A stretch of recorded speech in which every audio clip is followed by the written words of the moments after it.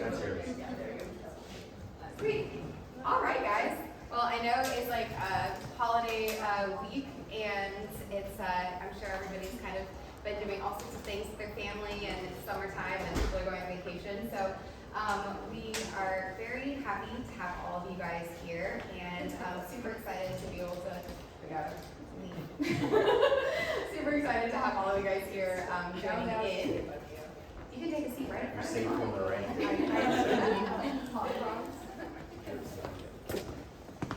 So there's one small favor. We'll have everybody just turn off their cell phones or at least put them on silent if possible.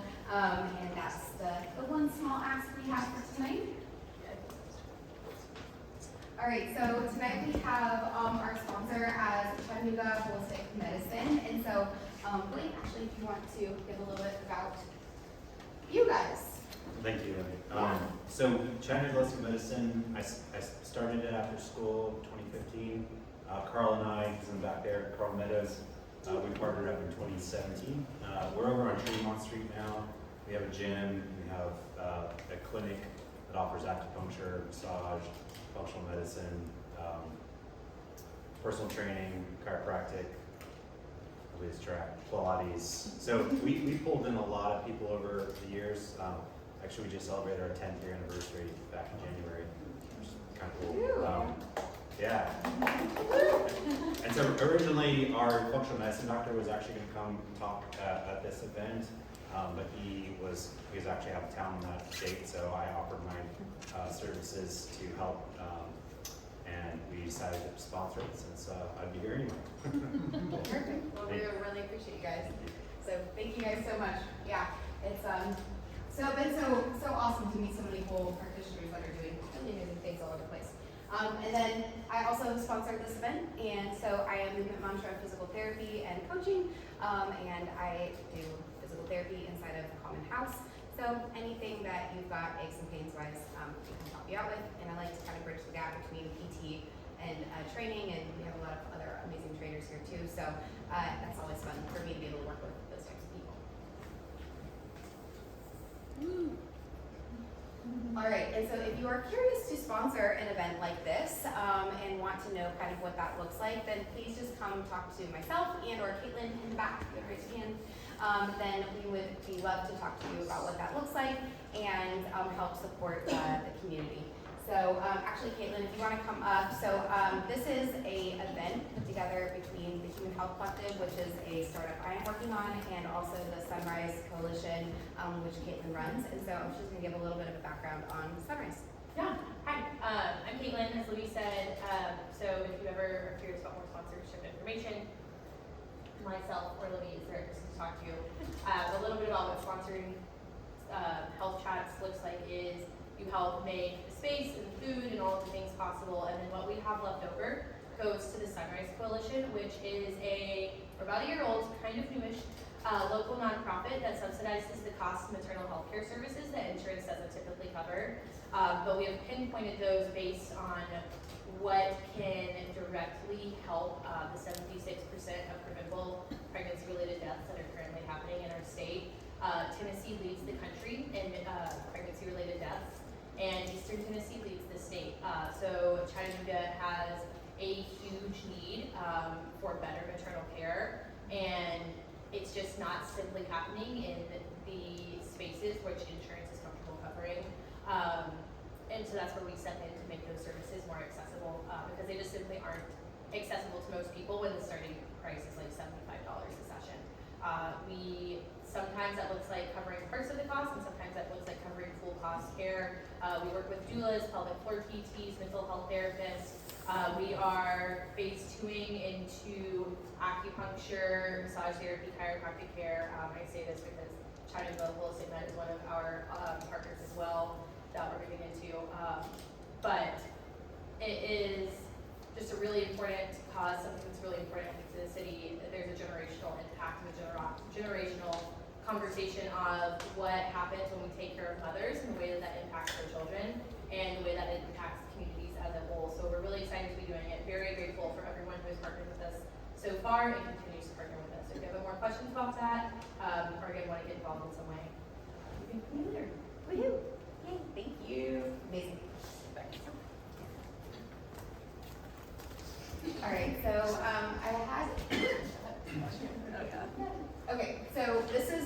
I've done kind of each time, and I do think it's something that I love to continue because I like to have the thought basically coming into the space that the person that you need to meet is here today. And so that could look like so many things. There might be somebody just saying a kind word, or maybe somebody here is actually able to provide the service that you have been looking for.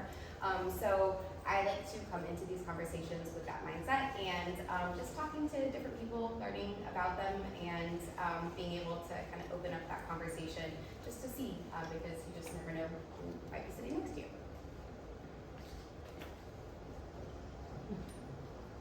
All right, so I like to also open up the floor for connections. So if somebody is maybe specifically looking for some sort of support with something, or looking for some specific type of practitioner, and wants to kind of put that out there so that we can maybe help connect you to somebody, then I'd love to open up the floor for anybody who may be looking for something specific. I've got one.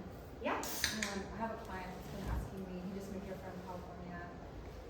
He's looking for like functional GI people. He has seen 17 GI doctors prior to coming to Chattanooga. So I really didn't know where to begin, but if anyone has any needs, I would be a great fit. I'm a personal trainer, gym owner, and maybe health coaching. So he's asking for direction and needs on that. So anyone has anyone? Amazing. I think we have some people in here who would be perfect for you if you want to raise your hand. I know you were talking about it.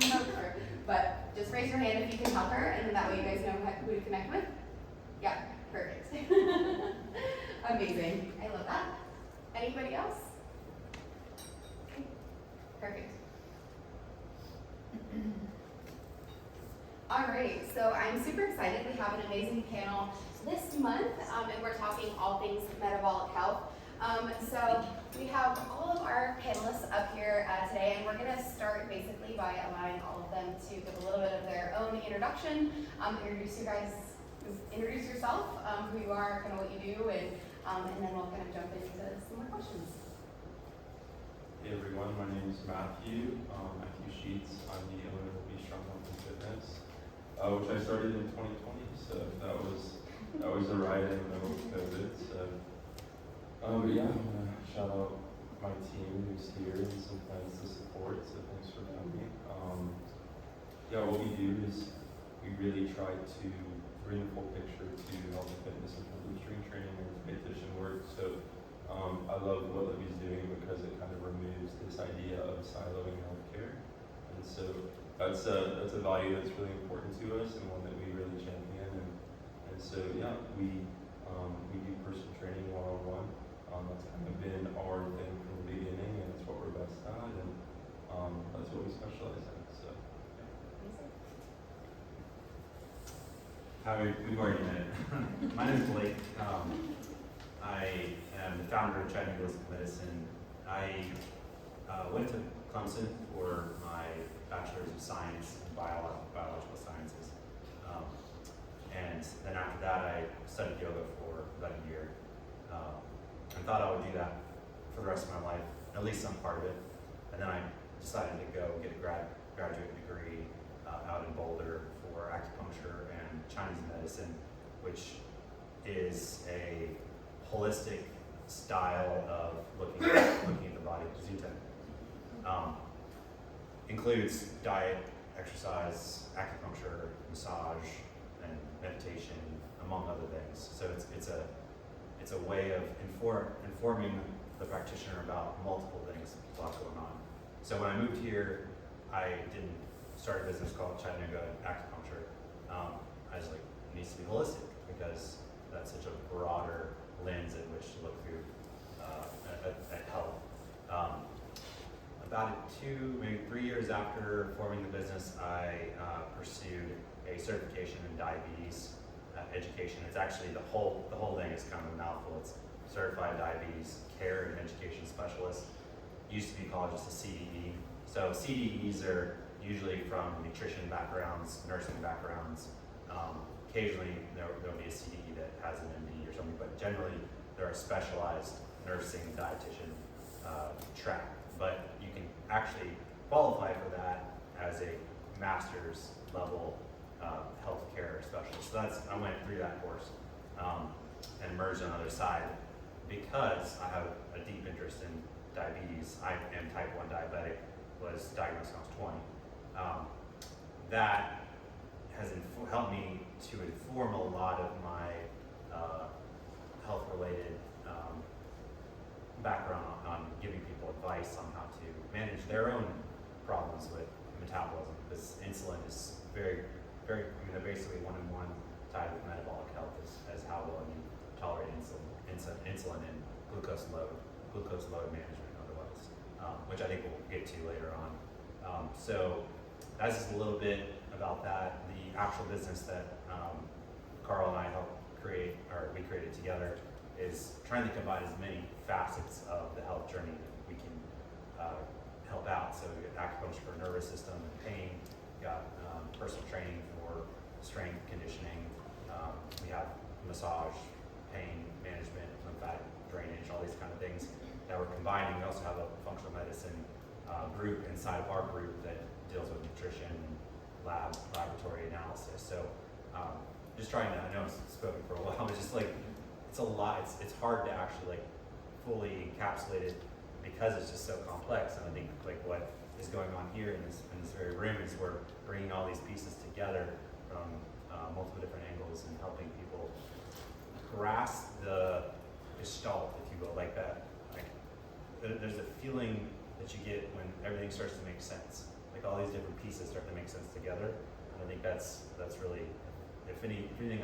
I can help with, I hope those threads start to come together and you see the tapestry. So, thank you. My name is Kelsey. I'm a registered dietitian and founder of Cactus and Clove Nutrition Counseling. I'm up in Dayton, Tennessee, so 40 minutes north of here. And my practice specializes primarily in fertility nutrition support and eating disorder recovery. So helping clients who maybe are just interested in some preconception nutrition or are struggling with something like endometriosis, PCOS, which is now PMOS, I don't know if you heard it changed it. Yeah, or if somebody really struggles with their relationship with food or just has that I just don't know what to eat feeling, because that's easy to happen in our society. So, yeah, so about me.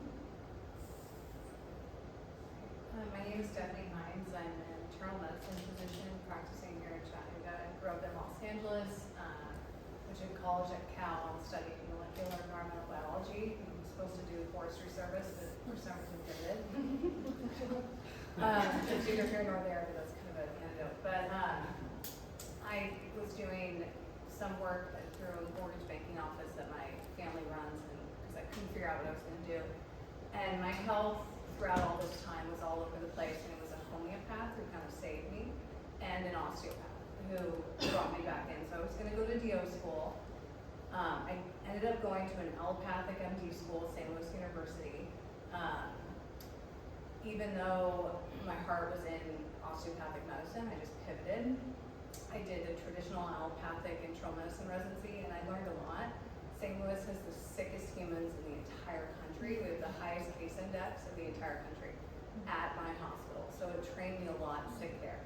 I've had to unlearn things, but I see it as like a marriage of the two, because I have my patient who comes in with abdominal bloating. This was a couple of months ago, and yeah, I'm bloated. I think I need to get my GI map done. Sure, yes, but she had ovarian cancer. Mm-hmm. So if you're not looking for the scary stuff, you're going to hurt a patient. So I'm grateful for that training, but it does not help people heal.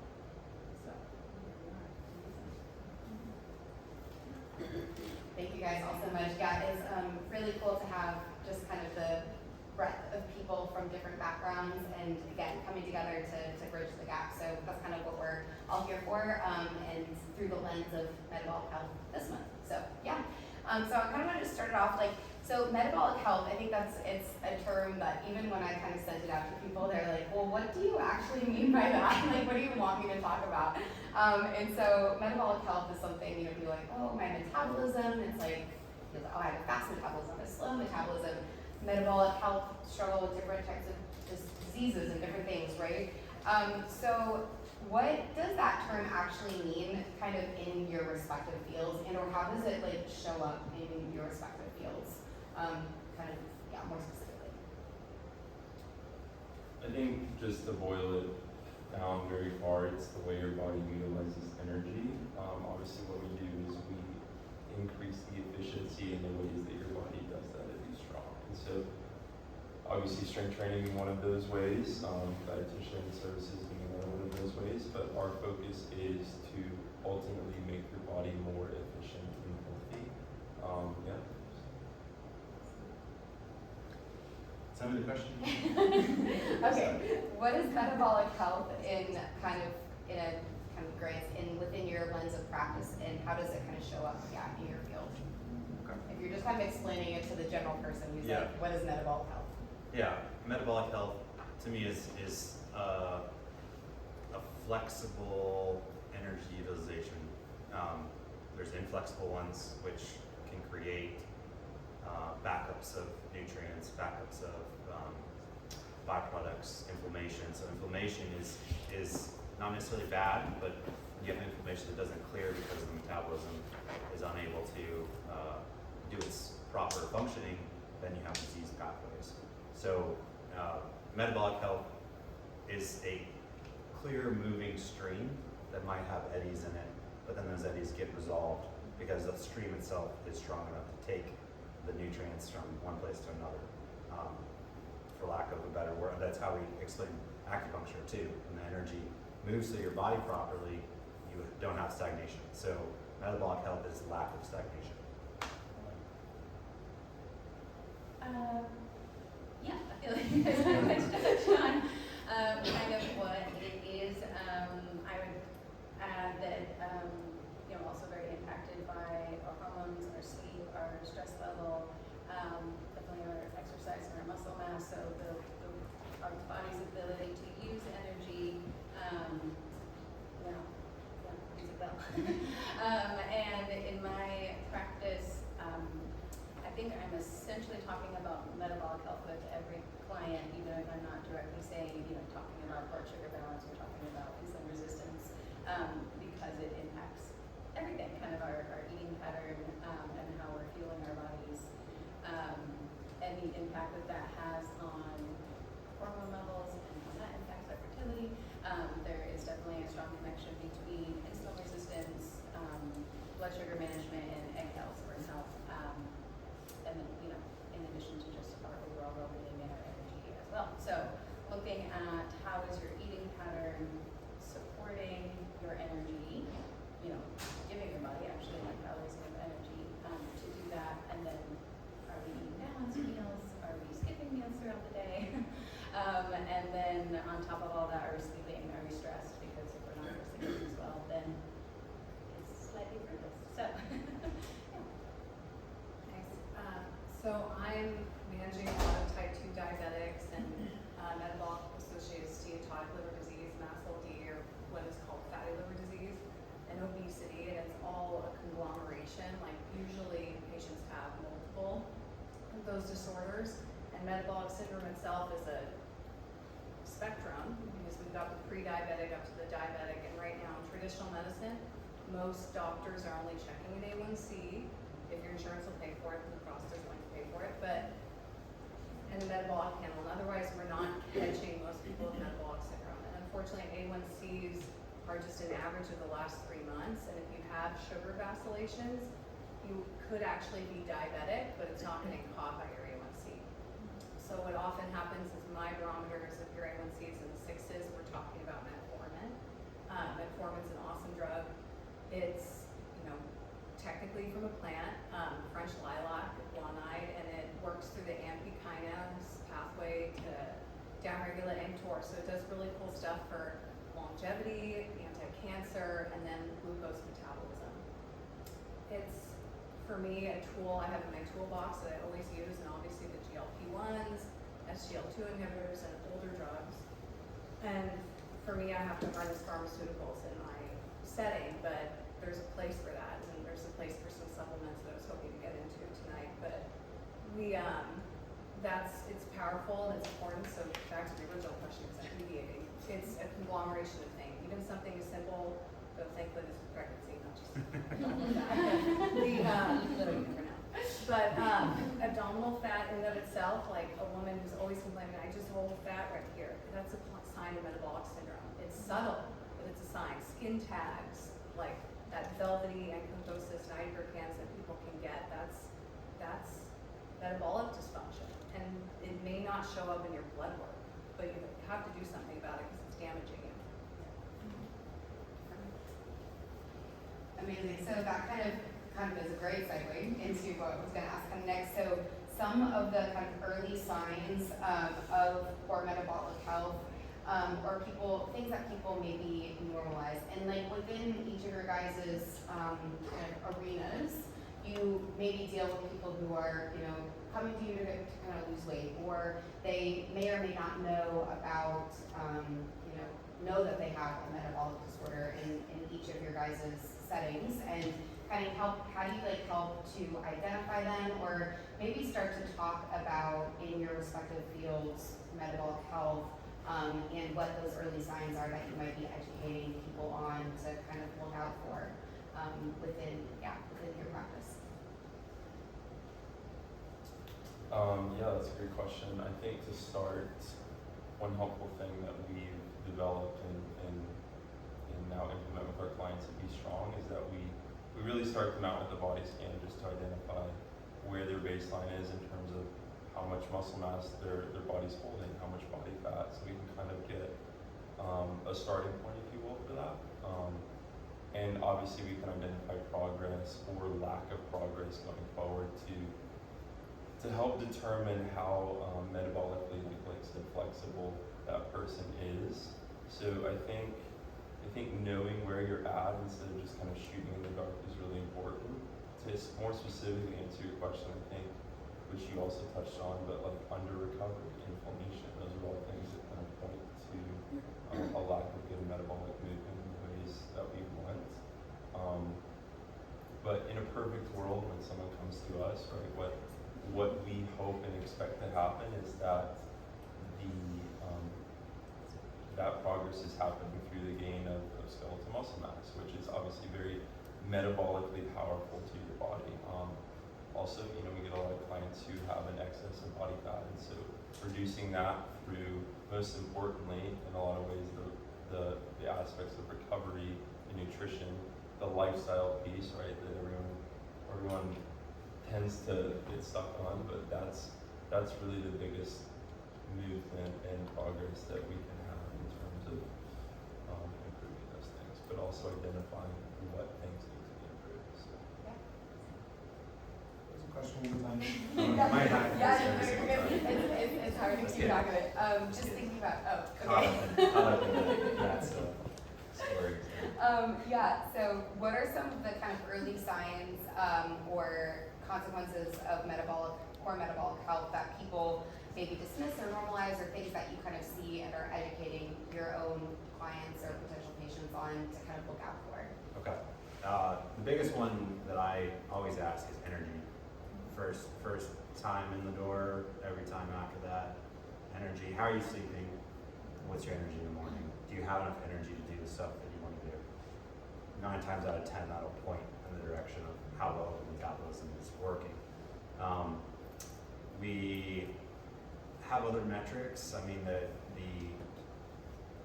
like Matt was saying, like the gain of lean tissue mass. If we were to look at a single goal for metabolic health, other than what I was saying, just the flexibility, the more lean tissue your body has, the more flexible potential it has to be flexible. Even just sitting here. So there's been a lot of research done on this, like sitting is the new smoking or something. You guys all familiar with that? Yeah. So just by sitting with your legs not engaged, we're actually shutting down maybe 95% of our, might be exaggerating here, let's say 80% of our metabolic engine is changed by just standing, walking around. The leg muscles are built for moving blood. You're not moving a lot of blood right here. You're not moving a lot of lymphatic tissue or a lot of lymphatic fluid just by sitting. So if you guys want to stand up, it's fine. I get this like kind of antsy energy sometimes when I sit for too long, because I actually see it. There's a metric that I use. It's blood sugar.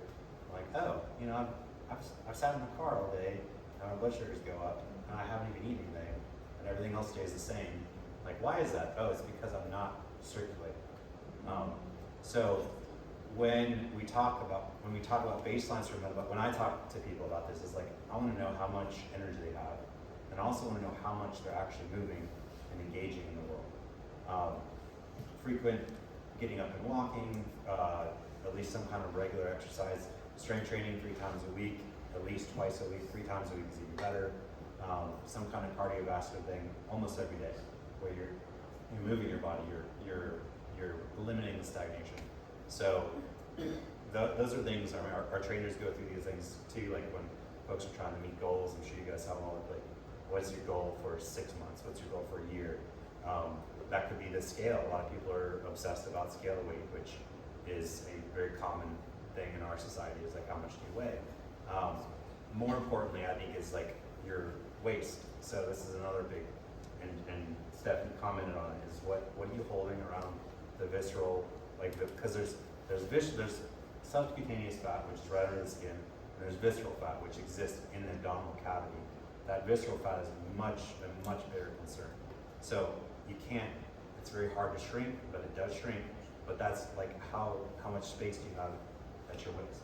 So those things are just not exactly measured. I mean, some people do measure them. I think Dr. Jose does measure them. He has a bioimpedance scale in his office.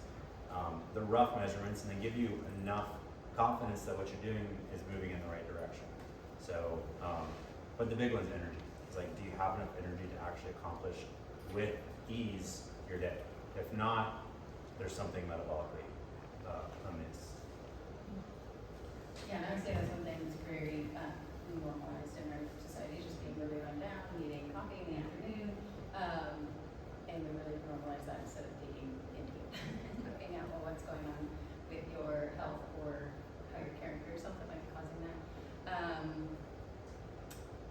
Yeah, I mean, and infertility is not normal, and so irregular cycles are not normal. These are very common things, but they are not normal, and so these are the things that clients are coming to me with, and being able to look at their metabolic health and how well they are providing their bodies with energy, how well their body is using that, if there's anything getting in the way of that, yeah, so that we can kind of get to the root of why these things are happening. And these struggles are unfortunately just so glossed over and normalized just because they are so common. But yeah, if a client's coming to me with these concerns, then I'm always looking at, we discussed the blood work, and it's frustrating how limited blood work I get, if a client comes to me that their doctor has already run.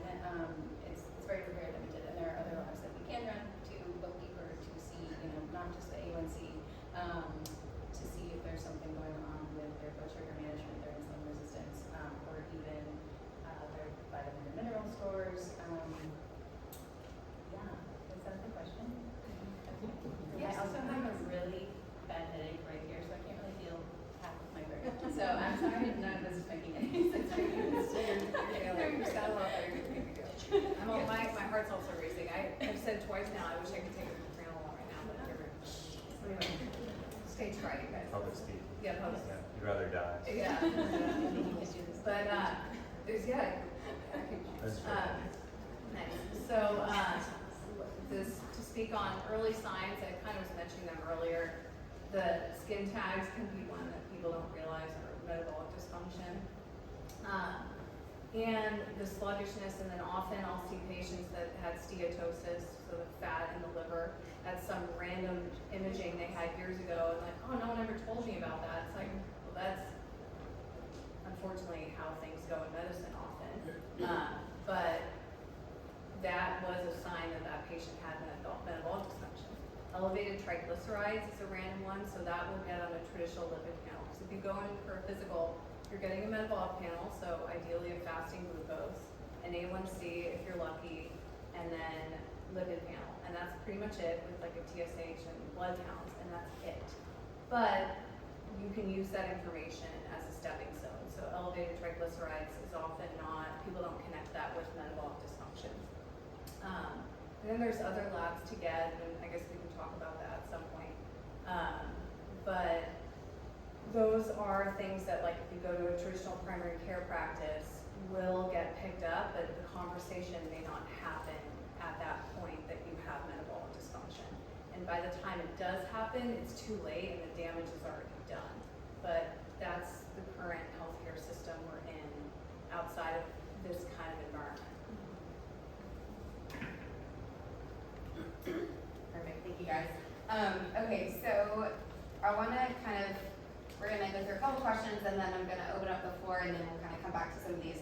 But I know that we wanted to talk about insulin and insulin resistance specifically, and kind of knowing, kind of breaking that down in a simple way for people to kind of understand it. And within this too, we can start to kind of open up the talk a little bit into the supplements and the like GLPs realm, or any supplements and or maybe it's like nutritional kind of direction that you take people, or just like kind of way. So I just kind of want to open up the floor for you to be able to speak on the things that you really are passionate about educating people on, whether it's within insulin resistance or not, and or supplements, but also the supplement side of things. I'm sure everybody has an opinion about our peptides and all of that. So I'm so curious to hear. I feel like you guys have much more to contribute than I do, so I'm gonna go quick. But kind of my one string guitar in this conversation is the fact that what we do, and hopefully what we identify very quickly, is the discrepancies between goals and lifestyle, right? And so obviously several years back when GLP-1s became quite popular, those in a lot of cases became a crutch for I feel like a lot of people. And so I feel like at least in the trainer world, maybe even in the consumer world, those started to be handled with a lot of skepticism. I think since more options and research have come out, like there's some powerful tools in a positive way that you can use through GLP-1s. Once again, you can speak with way more education on that, so I'm excited to hear and learn. But I think it all once again boils down to what is the intent of using it, and does it fit in well with a very holistic plan, and like a plan to help that individual, which involves more than just a drug, right? And so we are open and willing to help a client, have those conversations and discussions if it's kind of a tool in their tool belt, but not if it's the crutch that they derive any and all success from, because that's just not the reality of what is accomplished through the usage of GLP-1s. So yeah, I'm aware of the fact that like sometimes GLP-1s, when used not well, can contribute to the loss of muscle mass, which is something that we're very much trying to steer away from. So once again, excited to hear more from you both, but those are my thoughts. Thank you, Matt. I could talk for a while on this. You can cover it all multiple different topics. We can start I think I want to start with a distinction between acute and chronic. I'm sure you guys all know those two words, but the more chronic a condition becomes, the more difficult, the more variables you have to balance. Acute conditions, so if someone is newly on the scene with identifying some kind of pre-diabetic pattern, things can change a lot faster. So the less time you have with something, the quicker it can change than the chronic problem. Traditionally, Western medicine, so we're talking allopathic versus traditional, which actually is a lot older than traditional medicine, which is kind of a funny switch of the deck there. Traditional medicine, meaning Chinese medicine, Ayurvedic medicine, Western herbalism, so really deeper, older stuff of how to deal with sick patterns versus allopathic medicine. So there's a distinction there too. There's a lot of definitions here. So the traditional pattern is looking more towards lifestyle changes and remedies that don't necessarily affect in the body in such a strong single pathway direction. So most of the pharmaceuticals, you get a prescription, you go to the drugstore, you pick these up. They're affecting, pinpointing a single pathway right in the middle of like a spider web. So, like for example, identifying like the metformin is, you said alpha kinase pathway. Yeah, AMP kinase, but it AMP kinase. yeah, which is pretty cool in some ways, but you're right, because it can also help with longevity and anti-cancer, but it helps with glucose regulation through that pathway. It's like a cascade for that drug. Yeah. But like, because I mentioned Jardiance, SGL2 inhibitor, that's right at the kidney, Yeah. and that's one pathway. Yeah. It has some help with heart failure, which is nice, but Yeah.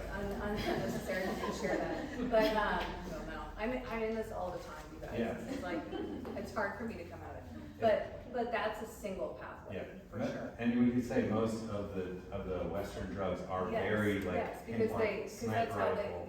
because all the lab bench work is like cell data, looking at that, and then it builds up from there, animal studies and human studies. So it's like, and that's how pharma makes money. Yeah. Like, and that's a 100-year-old Patent the pathway. Yeah. Yeah. Yeah, Yeah. and pharma back in the day started all the med schools, so like all the Yeah. and closed down all the homeopathic hospitals, Mhm. and then put the osteopathic medicine over here. Yeah. And then of course like traditional Chinese medicine was shunted Yeah. because certain people made money. Right. It's always come down to that. And then we're like unpeeling that now in Mhm. our generation of practitioners, but there's still more to be done. But you have these tools from a Western, in the Western toolbox that are very specific, but also can have, there's some that have much more collateral damage than they're warranted. So that there's plenty of drugs that have been removed from the Western toolbox because they have too much collateral damage. The ones we're currently using, and the guidelines are set up to really try to minimize side effects, but I would say every single thing, even with herbs, every single thing has a side effect of some sort, a multiple side effect. The more side effects you have, the more, when you think of the web of interconnected pathways, the more interconnected pathways it has to that pathway it's affecting. So if you knock one out, it's gonna affect 10 to 15 to 20 different pathways.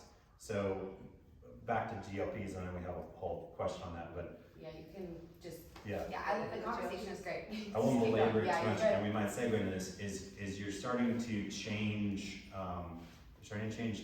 gut neurology, brain psycho, the word I'm looking for, psychoneurology, on how people actually develop appetites and what foods they crave. You also, one of the main things is you start to target lean tissue mass as part of the weight loss pathway. So I mentioned before, if we were to have a goal metabolically, it's to gain as much lean tissue mass as you can. One of the issues you see all the time in GLPs is you lose a lot of that. And then especially if you're after 45, your ability to gain lean tissue is very limited, and from an anabolic standpoint, from a hormonal standpoint. So it's a mixed bag, but at the same time, if we're trying to build the Taj Mahal, we have a blueprint in mind. We know that we need the marble, we need the lean tissue mass, and it's in place of the Taj Mahal, we have a shack. We know we need to take down the shack first in order to build the Taj Mahal. So you can look at some of these pharmaceuticals as kind of removing the rubble in order to clear the foundation space. And it's so subtle, and it's person by person, but I think you've got to have the blueprint of the Taj Mahal in your mind, in your patient's mind, in order to work towards that. So what Matt was saying, you have to be able to have a good lifestyle, you have to have regular exercise, you have to have stress management, you have to have support, like all those things have to be always in the forefront. That's the principle, and then the tools support that principle. and I forgot the question. So yeah, for insulin. So if you guys haven't read this, I'll recommend a book by Benjamin Bickman. It's called Why We Get Sick. I don't know if you remember that. So he writes. I think he came out about 5 years ago. He writes that insulin resistance is the cornerstone piece for like 99% of Western diseases. So Westerners, us in this room, have an issue with chronic diseases. We've put aside most of the acute diseases, so like malaria, what else? Heart attacks, like all these things that would kill. Well, I guess not heart attacks, but infections, acute infections, birth or death at childbirth. We've made the world really safe from these acute events, but in doing so, we've developed a lot of chronic conditions. So circling back to what I originally started with, so we have a lot of chronic buildup of stagnation, and what Bickman mentions in there is as insulin resistance builds. So just to kind of go down this pathway of insulin. Insulin is one of the most anabolic hormones in your body. There are two hormones that if you don't have them in about 24 hours, you will die. And the first one is cortisol. Comes from your kidneys, from the adrenals area. And that is essential to break down and move energy. So I always want to find these connections like yin and yang. So cortisol is moving, it's breaking down, it's catabolic. Insulin is building up. It's moving energy into cells so they can build and grow. So you have this yin and yang balance between insulin and cortisol. But insulin itself is produced by the pancreas. There's these cells that you guys all have that I don't have, called beta cells. And they're tiny little cells that exist in your pancreas. Yeah, mine are all gone. Well, I have actually a few left. Yeah, because they get, it's a long story anyway. But I actually took a Western drug when I first was diagnosed, teplizumab, which actually got FDA it got certified FDA to be used on newly diagnosed diabetics and even pre-diabetics that are almost going to be type 1 to save the beta cells because they're just so important and they don't grow back easily, if at all. So the insulin comes from the beta cells and it goes into the bloodstream and it tells the liver and the muscle cells and all the other cells in the body to start absorbing glucose. So you eat a meal, it's there in the bloodstream telling the body to absorb the glucose and use it. It signals other pathways of growth as well. It also signals adipose tissue to grow bigger, so fat cells to grow bigger. So what happens with sedentary lifestyle, lack of lean tissue mass, and high carbohydrate diets, and also high fat carbohydrate together, is you have huge spikes of glucose, then you have a following spike of insulin, because your body's great at making it, and then you have a crashing blood glucose level, which leads most people to eat more food because, their body's like, I don't have any glucose. So you have this surging thing always happening. And what happens is the body gets annoyed, for lack of a better word. It doesn't appreciate, if you add too much of the insulin hormone, the pathway gets slowed down. It's like cocaine. You can't take the same amount to get the same hit. Not that anyone here has ever done cocaine, but the body becomes resistant to the chemical. And so the pancreas produces more and more and more and more until eventually, what Stephanie was saying, it's too late once you actually identify high A1C because the beta cells have overworked themselves and they many times quit.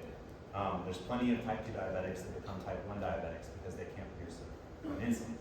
So resistant cells put up the resistant, they actually start producing fewer and fewer insulin receptors, the things on the cells that tell them to bring the sugar in. There are some cells, ovarian cells, in the ovaries, they don't do this. So they just grow ad infinitum because we're like, more insulin, more sugar. So that's where you get PCO, or I don't know what M is now, PM.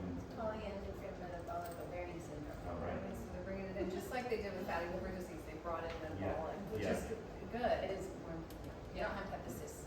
Okay, so yeah, the cysts are out, but it's a and the fatty liver is is when the liver is doing this now. It's taking an insulin response and it's getting stagnant. So basically, like what I said before, the body is stagnating because the energy output does not meet the energy input. So Bickman writes, he put it out way better than I did, that most of the chronic diseases we see, atherosclerosis, heart disease, even some forms of cancer, hypertension, which is in that same clade, PCOS, what else? Low testosterone, issues with hormones. Those are all connected to insulin resistance. Those are all, you can trace them back to the single domino at the start of the cascade. The body is not dealing with its insulin properly. So as one of the tests, I think most functional medicine doctors will do a fasting insulin, which is, it'd be a no-brainer for the Western world to pick up on that, but they haven't yet. Really, and it's glucose is on every metabolic panel you ever get. So all the doctors will say is fast for this, and you've got a fasting insulin. It's so simple, but it's just not done. Yeah. But sometimes they'll say get fasting labs, but they're talking about cholesterol panels, but they tend to get them with it. So you can people can get it from there, but they just often don't. But we need that information. And it's not. And a fasting insulin. Fasting insulin. We don't get those. I order them if someone wants them, but it's like, do you want to pay for this? I tell them to pay for it. Yeah, and like, it's worth it because you want it under 8, I think, and it's like that with the fasting glucose tells you everything. Yeah. So kind of all you need. Some people are like, well, C peptide, and I'm like, no, you don't necessarily need that. Mm. The A1C is great to always have too, but you want the fasting insulin and fasting glucose, like, and the triglycerides. Right. Yeah. And the insulin resistance affects the triglycerides. It does. Hyperlipidemia, same thing. So the issue is if your doctor, like traditional MD, gets those numbers, they don't know what to do with them. Like that's the problem. Nothing. You're just like, oh, you're pre-diabetic. Yeah. Like work out. Maybe I'll send you to a nutritionist. Yeah, maybe. And then it's like, I know we're going to talk about the GLPs, but it's just, I've been prescribing them a lot, and I have the conversations about exercise with patients all the time, but some are just not doing it. I've taken people off. Yeah.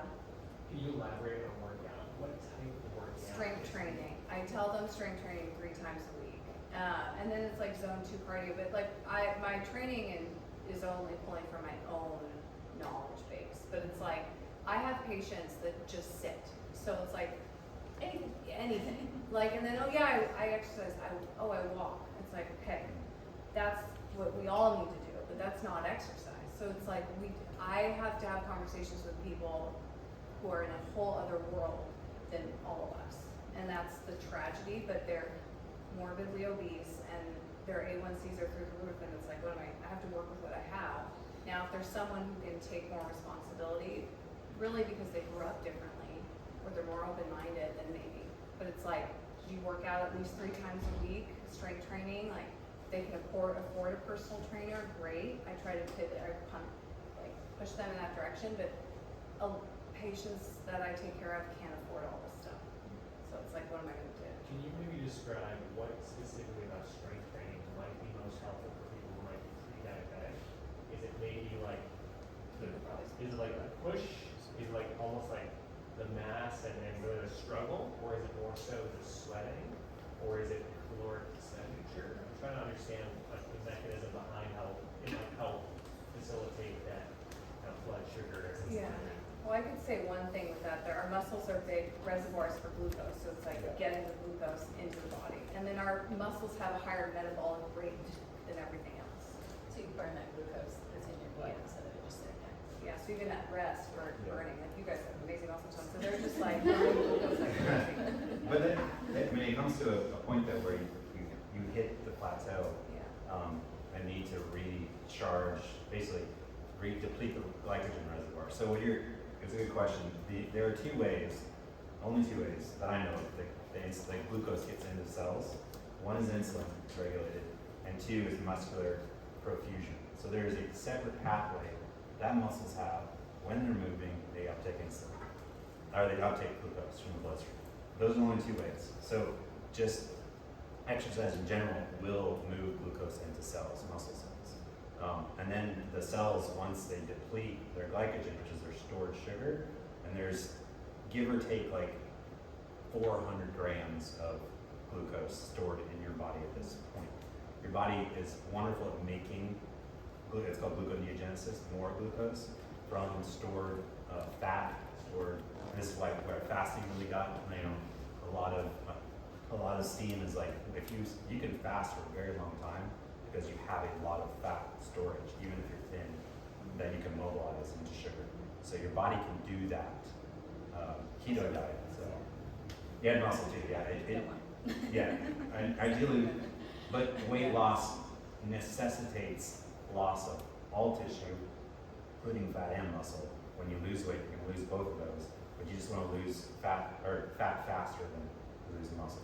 So like, I guess when you guys do goal setting, like you want your muscle mass, you want your lean tissue to stay high, and you want like to hit certain thresholds of weight loss, but you don't want to go below, you know, a certain target because you're losing your muscle mass. You're losing, it's basically your bank account. Like you're depleting your bank account when you lose weight, especially when you do it fast. Like the GLPs often get accused of. Yeah. And then you lose bone too with Bone muscle loss. density. Yeah, And I osteoporosis, feel like that's- our fracture rates are gonna, like hip fractures are gonna start happening to people in their like 40s and 50s. Yeah. You know, that's gonna happen. And it's like an unintended consequence of this whole thing. If people wanted it easy, GLPs make it easy. And it's, what you guys do is the old fashioned way. And sometimes people have predispositions to metabolic issues where it's a lot harder. And then if someone's a full-blown diabetic, like Mounjaro, Ozempic, all the way. But at the same time, it is the shortcut. Now, when I have someone who's so big that they can't even get themselves to work out because they're so obese, it's like, I'm prescribing GLPs, like I'm still very much in that. Though I'm having conversations about sarcopenia and osteopenia every time. B12 deficiencies, folate deficiencies, zinc deficiencies from those are big. No one talks about that right now, but that maybe will get talked about. With the GLPs? Yeah, Because the Even absorption the- slows. The absorption slows. And I had one gal who I ran a vitamin mineral panel on, and she became rail thin and so many deficiencies of vitamins and minerals because she just wasn't eating. And she looked great, but she was depleted in everything. And there's so many things we could do that can help our metabolic. I know we're kind of all Yeah, over no, the go, place you now, can but go down that path. I mean, talking about chromium. Yeah. And I want to add Yeah. regarding the pre-diabetes, taking a walk after you eat Yes. reduces the glucose in your bloodstream by like 35%. Yeah. So walking isn't, It's good. so we want The right some strength time. training, we want, but yes, taking a walk after you eat can It's really amazing. help. 30 We've been minutes. doing like thigh workouts right I think it's after. like, you can do like Lunges 10 and- body weight squats or something Yeah. like that. I think it's like, Yeah. there's like some It's the research on that. equivalent of like walking 30 minutes Or right? it's like 10, it's like a 10-minute walk and Okay. then 10, if you do 10 like body weight squats. It's something. more I think- effective for regulation than like apparently a 30-minute walk. Okay, yeah, Like intervals of 10 squats every hour. yeah. It There seems to is. imply that the amount of glycogen that's used in the process is equivalent. Which he spoke to before, like there's so, especially your lower body, like clients make fun of us all the time, and it's great, but like we hit a lot of leg days, and there's a reason for that scientifically, and that's because like the biggest muscles in your body are housed in your lower body, and so for us to tax those muscles is very metabolically efficient in a way that drives progress for anabolic growth. Yeah. There's another book you guys should look up called The Body Electric. Manoush, I can't remember the last name, but she wrote up needing to get up every 30 minutes is ideal. Get up 30 minutes, walk 5 minutes, sit back down 25 minutes.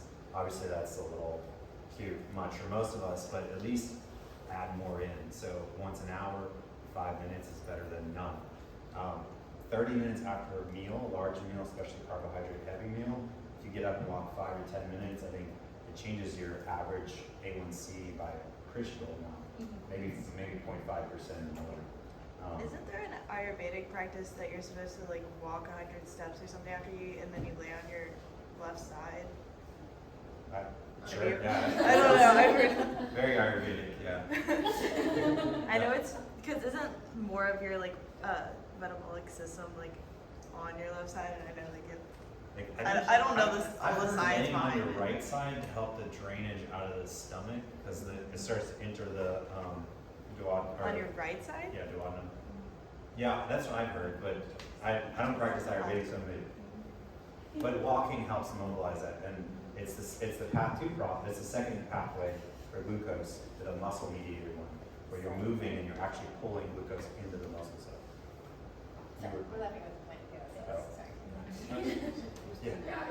I think like, and this is something I really want to touch on super quick, but I think wherever you're at, and I know you're dealing with people, you mentioned it, that, are morbidly obese. And I think there's a whole spectrum of clientele that we deal with that is being represented by these panelists here. So my point in bringing that up is to say, the initial assessment of whoever you're working with can make or break the interaction for the full length of how long you know that person.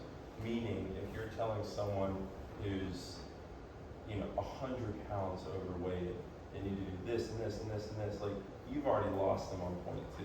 And so for someone to walk 30 minutes who are getting maybe net 2,500 steps a day after a meal, that's a big ask for someone. And so I think it's really important where you can establish what levers you can pull, what triggers you can pull for the most growth for that season of the person. And then, which I'm very interested to hear your perspective on, how can you reintroduce the topic of, first of all, affirmation. Like, you're killing it. This is what objectively has been accomplished in your progress in the last 6 months, for example. How can we add on to that in a way that takes it to the next level? Meaning, like, you have so much of us, what we do here, and which is probably natural for all of us at this point, is helping a client paint the picture, helping them reinforce what they're doing and what the goal and the life, more importantly, that they could live could look like if they were to pull this lever or pull back on that, or you're helping aid them in this process. But I think everyone has great suggestions, and this is all great information, but how can we boil it down ultra specific to the individual that we're having a conversation with? Because I know we care deeply about the people we work with, but the best instruction with the least bit of application is completely fruitless. And so I love these conversations, and I also love, more than these conversations, being able to apply it to the client in a way that they can receive and consistently do. And so I think that means different things to different people without having false information being presented. So yeah, I would love to hear your thoughts. Yeah, I've had several clients actually be very fearful to mention that they're interested in potentially taking a GLP-1 and that they're already on one, because I think there is a lot of perceived judgment for taking them. And then in the fertility space, though, they're being shown to help reduce inflammation if you have endometriosis, and they're helping my PCOS clients like finally have a baby, and so really zooming out and looking at the magnitude of how this tool can be used. And so my goal is always to help the client make an autonomous decision. So not to ever feel like my dietitian wants me to do this, my doctor, it's here is the information that I have for you based on my background and what I can offer you. Here are some options that we have, with or without, if you take this medication or not. Here's some things you can try first if you want, or here's how I would support you if you would take it, so that they feel like they have the information and they can just choose, where they're at in that season of life. And then really just when they really are making that progress. That's something else I wanted to address. Good. Well, I was just gonna open up the floor for anybody to ask questions, and we're kind of going down this segue of kind of GLPs and different things, and peptides have been something that I know personally has been also people coming to me and asking me about, and there's all the different types of peptides, not just GLPs, right? So multiple different ones, especially from a physical therapy standpoint, BPC 157, all of those kind of things, inflammation-wise. So I know we're going down that path, we don't have to stay on that path, but I wanted to open up for anybody who has maybe a specific question, or if there's something you're actually really curious to learn, something very specific about from our panelists, because I don't want to keep you guys here way too late, but I do want to make sure anybody could have their questions answered. So if anybody has a thought, yeah. So was he able to get rid of your headache? It's faded, yes. It's still, my brain feels slow on this one side, but it's not pain anymore, so yeah. Thank you. All right. I'll pay that. Any other thoughts? Yeah, go ahead. So, I've heard this phrase one time, and it's not gonna be how I say it, because I don't remember that specifically, but it's like, don't blame salt for the problem sugar has caused. So I'm curious what your guys' thoughts are on like, just mineralizing, the remineralization process, and like, how important that is in metabolic health, in general. Magnesium is something that I supplement for quite often, for metabolic health, religiously, all of that, but, also looking at from a nutrition standpoint, because we get very supplement heavy in our, medical, at least in my field. So trying to tailor those very intentionally. There are also some supplements though that, just to sidetrack quick, on the insulin resistance and blood sugar management, and inositol and berberine are very, very helpful, like amazing supplements. So sometimes we will encourage those before other options. But yes, minerals are deeply important. But magnesium is kind of the thing. And then chromium too, for insulin resistance, yeah. What sort of dose for chromium? I don't know off the top of my head. Because what I tend to do is, for patients that are interested, order a nutrition panel, Cell Science. Do you ever use Cell Science? But it's a pretty good vitamin mineral, omega-3. It also checks glutathione and glucose acid levels, and it'll give me a barometer on chromium. And if someone's completely teed up on chromium, what is supplementing with chromium? It's important to look at your levels and your diet, because a lot of these things you don't want to just dump on top of if you're getting plenty of, for multiple reasons. I think it goes maybe a little underappreciated is food timing. So I'll just use my own self as an example because I know the most about what I eat. So in the morning, I tend to like what works well for my glucose management because I have to inject insulin is more fat and protein heavy meals in the morning. Not everyone does this. Not everyone can do this. Like basically very low carbohydrate in the morning. I usually don't work out in the morning. So my blood sugar stays fairly stable until lunchtime. It'll maybe even go down a little bit. And then for lunch, if I'm having like a large workout in the afternoon, I'll eat more carbohydrate to prepare for that workout. The window of time after the workout, so if it's high strength, like a lot of resistance training, your blood sugar actually might go up a little bit as your resistance training because there's stressors with the resistance training that aren't present with cardiovascular training. Cardiovascular training tends to lower blood sugar, like we were talking about going out for walks and stuff. Right after a resistance training exercise session, you have about a 24-hour window of enhanced insulin sensitivity in which you can tolerate more carbohydrates. So not to get like too OCD about it, but if you eat your carbohydrates, eat them before and after the workout.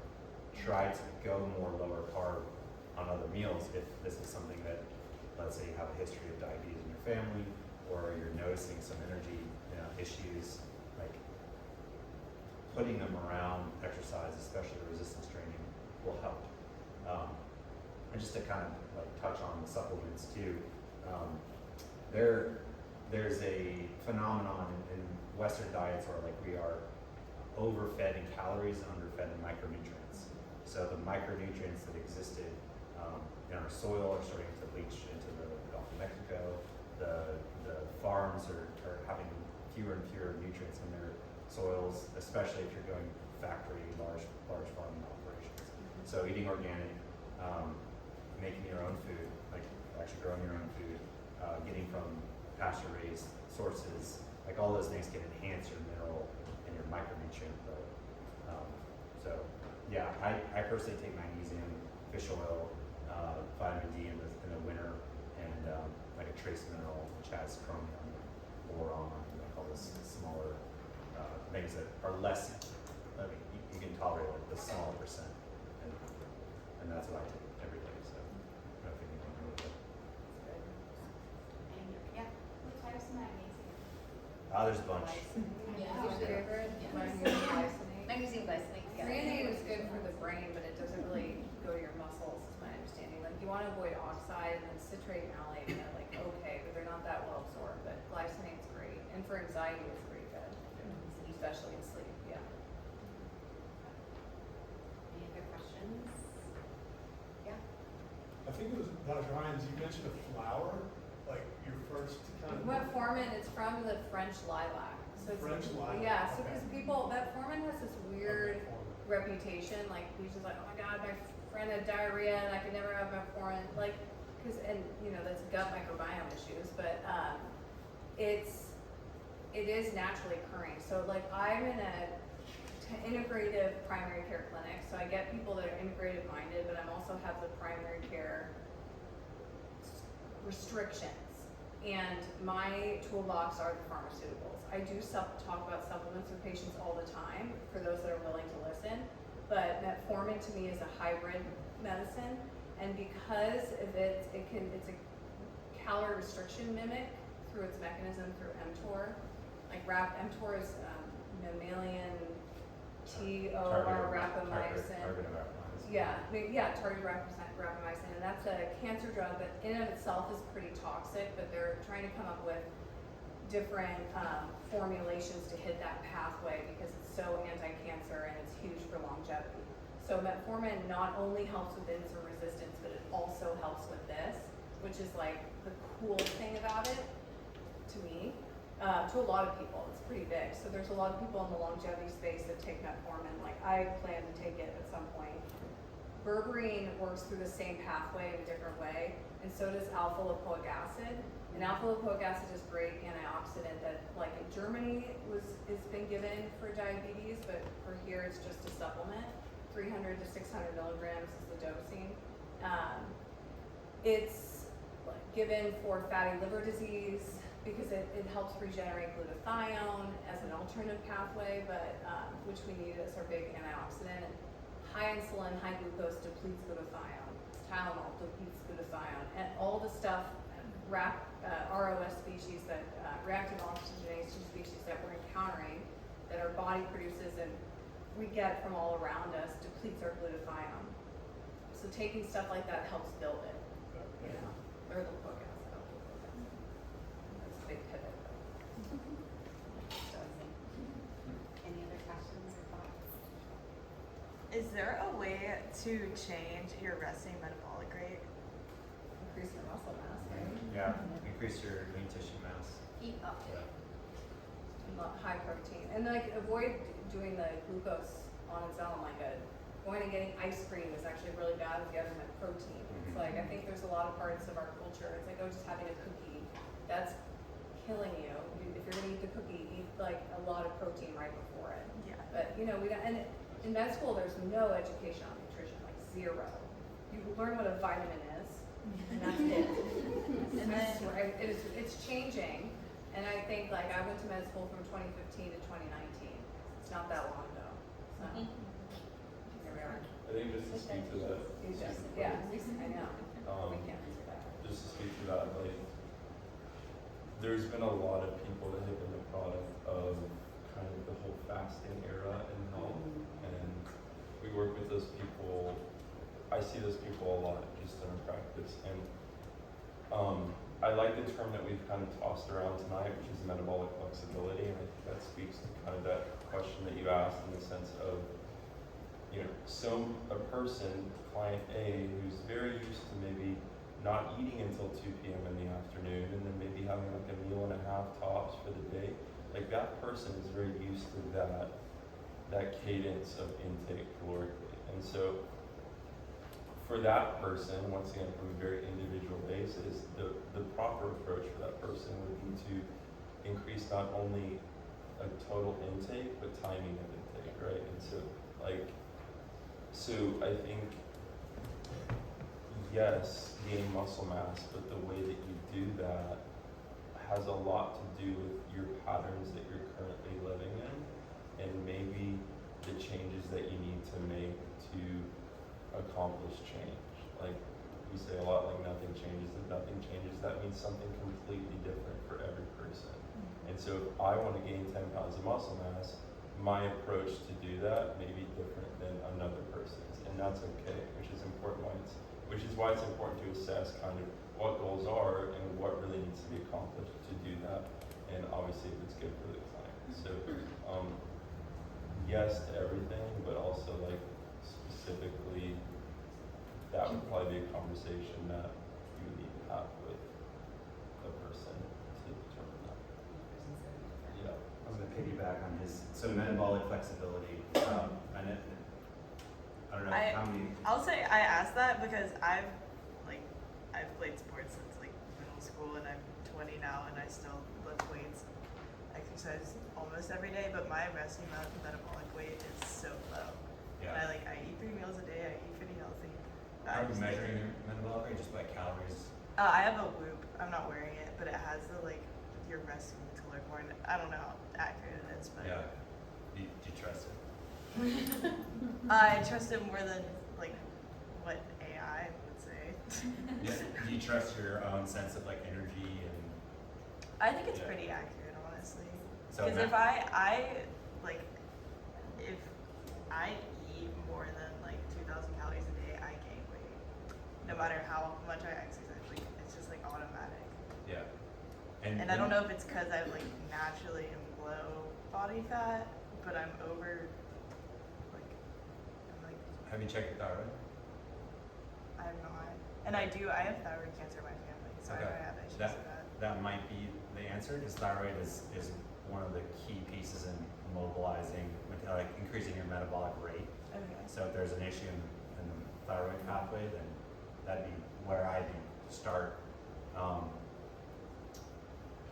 like back to metabolic flexibility too. So to kind of bring when you're young and you're working out a lot, you're growing, your hormones are completely different than you are now. Yeah. They change every decade, every year they change, but you can look at the decades as like major landmark changes in how your hormones work. So you have to work harder, unfortunately, as you get older. Yeah. Smarter, I guess is the word. You have to work smarter as you get older and really bundle your exercise into the resistance category with cardiovascular being there, but the more resistance training you do, the more lean tissue mass you're able to grow. Yeah. And then also with the flexibility of your metabolism might be used to running on one fuel. So ketogenic diet became like a really big thing. I mean, Atkins had it. I mean, it popularized it before, but it's reemerged rebranded as ketogenic diet, keto. I was just about to mention Mark Sisson. You guys familiar with him? Primal Blueprint. He was like my first book that I read because it was accessible to lay readers. It's actually a gem, even though it's maybe a little more popular and directed towards like Gen Pop. But he talks about metabolic flexibility as a way to describe you're able to skip meals. The Chinese actually talk about this too. A good spleen, which is the digestive energy in the body, should be able to skip a meal or two and go on. If you have trouble doing that, that's like a red flag that, hey, maybe there's something metabolically that I need to look at. So the ability to switch back and forth between burning fat and burning glucose is something that a metabolically balanced, healthy system can do that. So to be able to fast for a little while and then eat a big meal, and then of course within reason, like we all have limits to what we can tolerate. So just like developing that, doing your own research on yourself, like which meals do I feel great after, which meals do I not feel good after, and again digging into that more. Yeah. But I would definitely look into thyroid for you. Yeah, that's fine. Yeah. If you're hitting roadblocks like that, they're usually hormonal, from my experience. Yeah. Yeah. Or you're just getting muscle, girl. Yeah, true. Maybe Yeah. That's what my thought was. I think we're just getting muscle. Yeah, and that depends on like what you see Yeah. in the mirror. Well, it's normal. It's normally that visceral fat in my like lower abdomen when I do gain weight. And then which could be water retention, which could be hormone It's very related. nuanced, yeah. Yeah. It's Yeah. very- Yeah. You can see a dietitian. It's part of the reason I'm interested in it. See this going on. Perfect. Libby, I wanted to share really quick. This, Yeah. It just keeps coming to my mind. At a conference I went to, all the health coaches were wearing the glucose monitors, CGM, yeah. and they all eat. They're pretty dialed in. So they were noticing theirs had the most spikes when they have stress. So it was literally like The stress, a meeting, stress is a call, and that was where they were having all of their insulin spikes. So I think that's important to like understand how much that factors into our metabolic health. Yeah.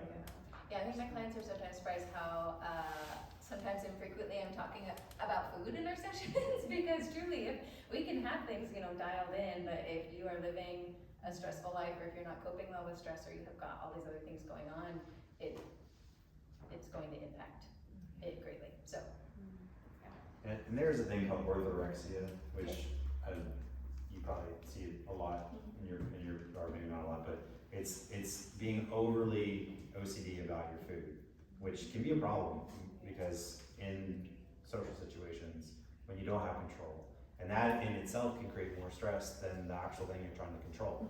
So it's good to be flexible in this. Like if you're out with friends, like being able to eat a cheeseburger or break your diet, and then cheat days come into that beautifully. Like hold your diet for 90% of the time, but give yourself the leeway to let loose every once in a while within reason, but you're still allowing yourself to have that release and let go of the stress involved with eating and taking care of metabolic health, because that actually is in itself good for metabolic health.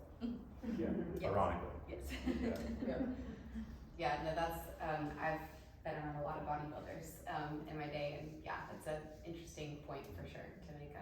But yeah, so I don't want to keep anybody here way too late, but I do want to just kind of like wrap everything up and allow you guys to maybe speak to if there's anything we haven't covered yet, or if there's something that you just kind of want to reiterate and give somebody who's kind of in the audience or a major like take home kind of action point. Just kind of want to give one last kind of round before we wrap up. If anybody has anything, you don't have to. Thanks for coming. Yeah, it's just really cool to talk about something we're all passionate about and also learn from each individual perspective and each nuance. So I think what I feel and identify from everyone up here is that everyone really cares a lot, and I find that that's an intention that most people in this industry, whatever nuance or specialty, kind of come into it with, you included. And so I think that's the heartbeat of what we're doing and what we're looking to accomplish for clients and people we work with. So yeah, thank you guys for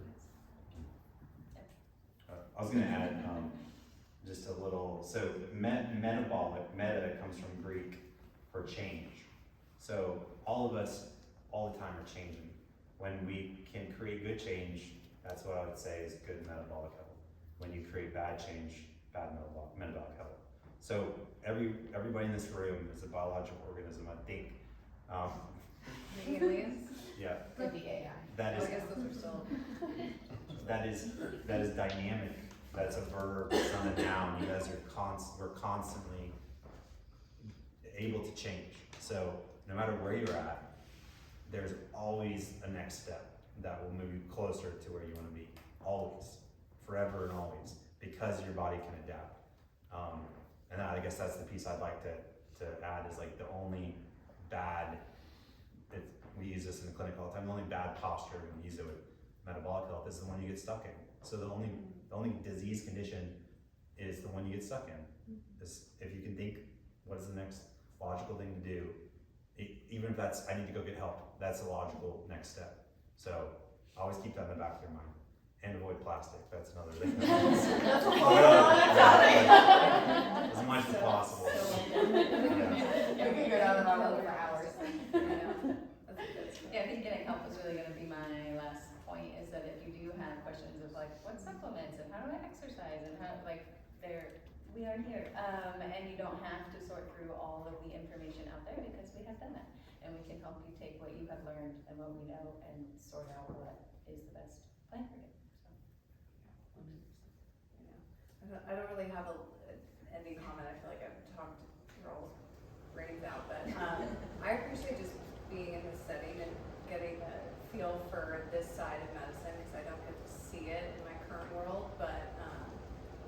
nice to know this is growing here. So I think you've done such an amazing job.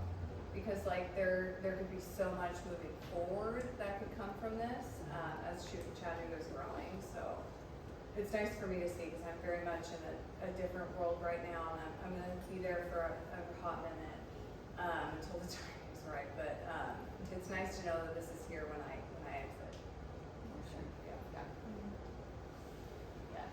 Well, I just want to thank all of you guys for, coming and spending your Tuesday evening with me, and all of these amazing panelists, and all of you guys for coming and speaking to your expertise, because I know when I first reached out to everybody about metabolism, it was kind of like that's so huge, like there's so many things to talk about, and I know we kind of just like dipped our toes in so many little subjects, and there's so many more rabbit holes, and like we could have talked for hours and hours and had a whole like symposium on all of this, but that's for maybe next year. So I really, really appreciate you guys. So if you guys would just give everybody a round of applause.